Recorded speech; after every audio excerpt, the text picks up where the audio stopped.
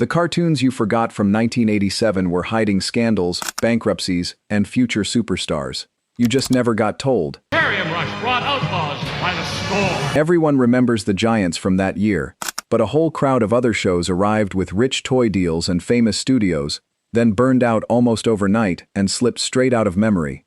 Behind each quiet cancellation sits a real story, and two of them are jaw-dropping. One got scenes cut out of it once a scandal blew up. One was the last thing a whole studio ever made before it closed for good. But which two, I am not telling you just yet. Stay with me all the way down, and you will know both. So tap subscribe and turn on the bell, and let the countdown begin. Coming in at number 10, Dinosaurs. The Dinosaurs are leaving, Bossasaur! And the wildest thing about it has nothing to do with the cartoon itself. The man who dreamed it up, Michael Uslan, is the same man who spent years fighting Hollywood to make a dark, serious Batman movie happen. He is the originator behind the entire modern Batman film franchise, from the 1989 classic all the way forward.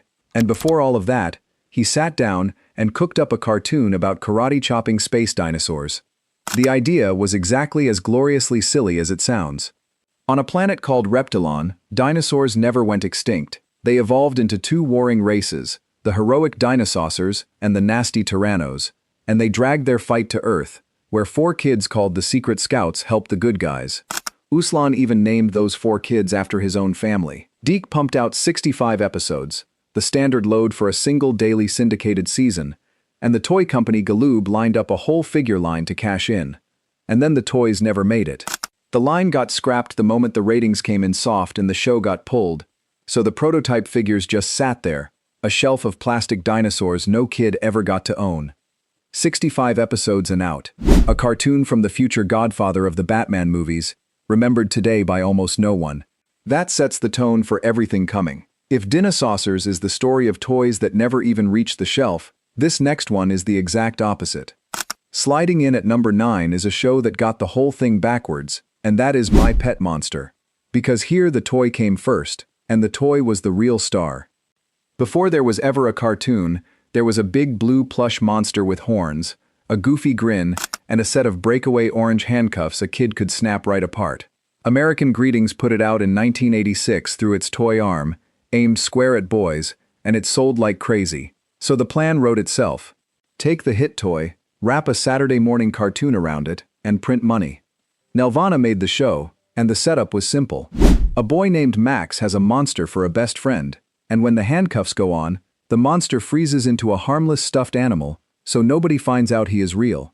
Cute idea. It just did not have the legs. The cartoon lasted 13 episodes, and quietly wrapped up before the end of the year. But the toy kept right on going, sitting on beds and in toy boxes long after the show was forgotten. That is the twist with this one. The cartoon died, and the fuzzy blue thing it was built to sell outlived it by years. That was a soft and cuddly little failure. This next one goes somewhere a whole lot darker. At number 8, the mood turns grim, and it turns out one very famous writer thought so too. Spiral Zone was handled early on by J. Michael Straczynski, the man who would later create Babylon 5, one of the most respected science fiction shows ever put on television, and he was so unhappy with where this one was heading that he scrubbed his real name off the pilot and hid behind a fake one, Fett is Gray. The premise had real bite for a kids' show. A mad genius called Overlord blankets half the Earth in a swirling fog, and anyone caught inside it turns into a mindless, yellow-eyed slave with no will of their own. A small team of soldiers in special suits is all that stands between him and the rest of the planet. That is bleak stuff for the after-school crowd. And that was the whole problem. Straczynski wanted to lean into the darkness and the ambition, while the people paying the bills wanted it toned down and safe, so he left after basically one script.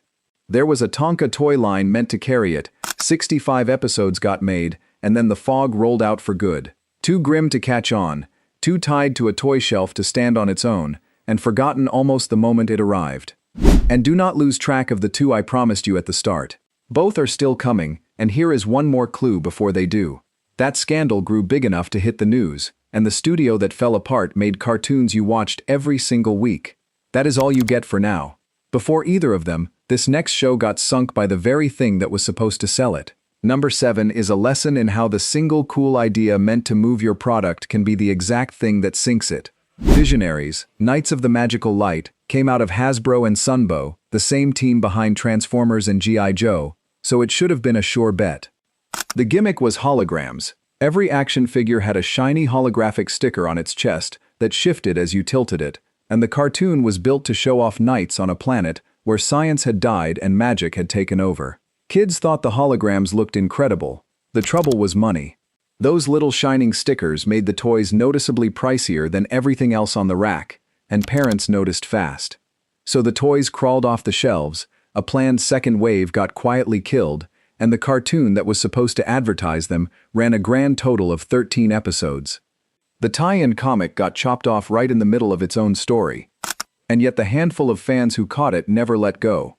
It picked up a small, devoted following that kept it alive on DVD years later, long after the toys vanished from clearance bins. A short life, but a stubborn one. That was a made-up world nobody bought. This next one took characters everybody already loved and remixed them into something people did not want. Coming in at number 6, and this one made a whole lot of longtime fans genuinely annoyed. The new Archies took Archie, Betty, Veronica, Jughead, the gang everybody had known as high schoolers since the 1940s, In school who thinks your practical jokes are funny, Reggie. and shrank them all down into middle schoolers. Deke was behind this one too, and on paper the logic almost holds. Make the characters younger, aim at a younger crowd, hook a fresh generation early. In practice, it landed with a thud. The people who loved Archie loved the teenage version, the cars, the malt shop, the dating drama. Turning them into awkward 12-year-olds stripped out the exact stuff that made them fun in the first place. So it did not win over the old fans, and it did not really grab new ones either, and it wrapped after 13 episodes without much of a fight. This is one of the calmer stories on the list. No scandal, no collapse, just a beloved brand pushed in a direction nobody actually asked for. And that quiet kind of failure is its own thing. Not every forgotten show died in a blaze. Some just misjudged the room and slipped away. This one slipped away fast. Those were small, quiet stumbles. Now the stakes climb, because this next one was a genuine phenomenon before it fell apart. Halfway home now at number 5, and this is where things get bigger, because Teddy Ruxpin was no minor toy. I don't think so, Grubby. Listen to this. It was a phenomenon. The talking bear, with a cassette deck built into his back that moved his mouth and his eyes along with the story, was one of the best-selling toys of the entire decade. Parents packed into stores, shelves went bare, and grown adults genuinely elbowed each other over a plush bear. So of course it got a cartoon. Deke produced 65 episodes following young Teddy and his friends on a real adventure across a fantasy world, and unlike a lot of toy cartoons, it actually told a long, connected story you could follow from start to finish. And then the money vanished. Worlds of Wonder, the company behind the bear and the main backer of the show, got hammered around the 1987 stock market crash and slid straight into bankruptcy, right as the cartoon was airing. With its biggest partner falling apart, there was no second run of episodes. The bear that started a stampede at toy stores helped drag its own show under. Before you go any further, know this. The last 4 are the ones that sting. The names get bigger, the stories get darker, and the drama turns real. And both of the shows I promised you are hiding in these final numbers, closer than you think. One of them is the most famous name on this entire list. The other ended a studio you have definitely watched. I am still not saying which is which. So stay right here, because these last few are the whole reason you clicked. That was a toy empire that crumbled. This next surprise was hiding in the voice booth the whole time. At number 4, the shock is not the show, it is who was standing at the microphone. Popeye and Son was a Hanna-Barbera idea that jumped the classic sailor forward in time. Popeye and Olive are married now, and they have a son, Popeye Jr., who inherited his dad's super strength, but flat out hates the taste of spinach. That premise is as light as it sounds, and the show only ran 13 episodes on CBS. But take a look at the voice cast. Popeye himself was now played by Maurice LaMarche, stepping in after the original Popeye voice had passed away a few years earlier. LaMarche would go on to become one of the most beloved cartoon voices alive, the brain from Pinky and the Brain, among 100 other roles. And voicing one of the kids was a young performer named Nancy Cartwright. 2 years after this quiet little Popeye revival came and went, Cartwright would sit down and become the voice of Bart Simpson and change television comedy forever. So the show barely left a scratch, but that booth was packed with people about to become legends. That is the sneaky gift of these forgotten cartoons. They were often the training ground right before the big break. That legend was hidden in the cast. This next name you know by heart, in a shape you completely forgot. Number 3 is a name you absolutely know, in a form you probably forgot ever existed. Everybody remembers Fraggle Rock, Jim Henson's warm, musical puppet world of Gobo, Red, Wembley, and the rest. What far fewer people remember is that in 1987 it got turned into a Saturday morning cartoon. Henson teamed with Marvel Productions, the same crew who had made the Muppet Babies cartoon such a hit, and they clearly cared about getting it right. They wrote a careful guide for the characters, kept the songs, and even bookended the early episodes with the real puppet version of Uncle Traveling Matt, to tie it back to the show fans adored. It still did not stick. Some of that Henson magic just does not survive the jump from felt and foam to drawings. And it got dropped into a brutal slot, going head-to-head with the wildly popular Pee-wee's Playhouse over on CBS. 13 episodes later, the cartoon Fraggles were finished. You can still track it down, tucked away on old Disney Channel reruns and a DVD set for the diehards. But bring up cartoon Fraggle Rock to most people and you will get a blank stare, because the puppets cast a shadow the drawings could never climb out of. That beloved name simply faded. This next one did not just fade. It took a whole studio down with it. And that brings me to the first of the two I promised you at the very start, coming in at number 2. This is the one that died dragging an entire studio down with it, and that studio was the legendary Filmation. Bravestarr was a space western, a Native American lawman with spirit animal powers keeping order on a desert planet called New Texas. And Filmation did something bold with it. Normally a toy company makes a toy and then orders a cartoon to sell it. Filmation flipped that around. Fresh off the massive success of He-Man, they created Bravestarr themselves and then brought it to Mattel, betting big that lightning would strike twice. It did not.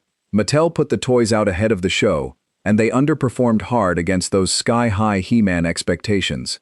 65 episodes aired, and then Filmation sent a Bravestarr movie into theaters that flopped badly. Stack that flop on top of another Filmation film that had just bombed, and the studio was in serious trouble. Bravestarr turned out to be the very last show Filmation ever produced. Within a couple of years the doors closed for good, and one of the true giants of Saturday morning cartoons was simply gone.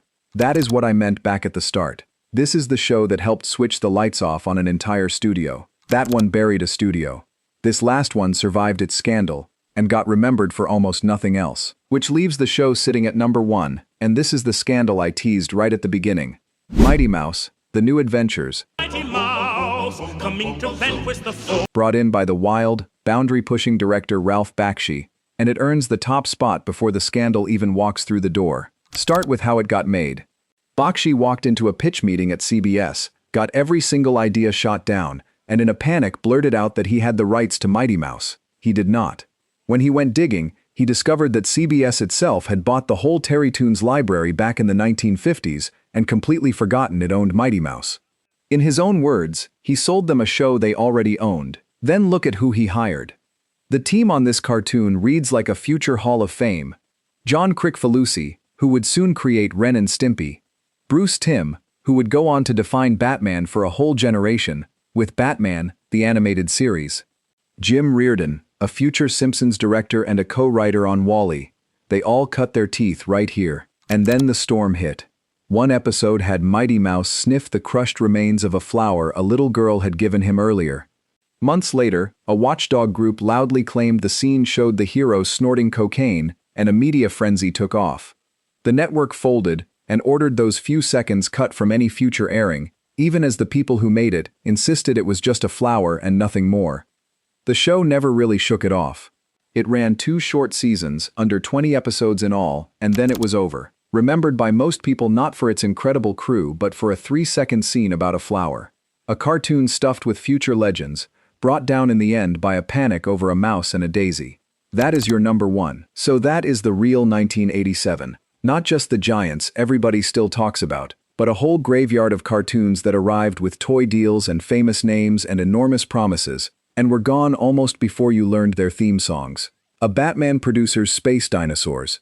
A bear that bankrupted its own backer. A mouse that survived a cocaine panic. 10 shows, 1 year, each one hiding a story nobody ever bothered to tell. And if you made it all the way down here to number 1, you are exactly the kind of person this list was built for. You do not just remember the hits, you remember the deep cuts, the strange ones, the shows that flickered and vanished, and that is a rare and excellent kind of memory to have. Now I know I left one off. There is always one more short-lived cartoon from that era hiding in somebody's memory. So tell me the one I missed down in the comments, the forgotten show from your childhood that nobody else ever seems to remember. I want to hear it.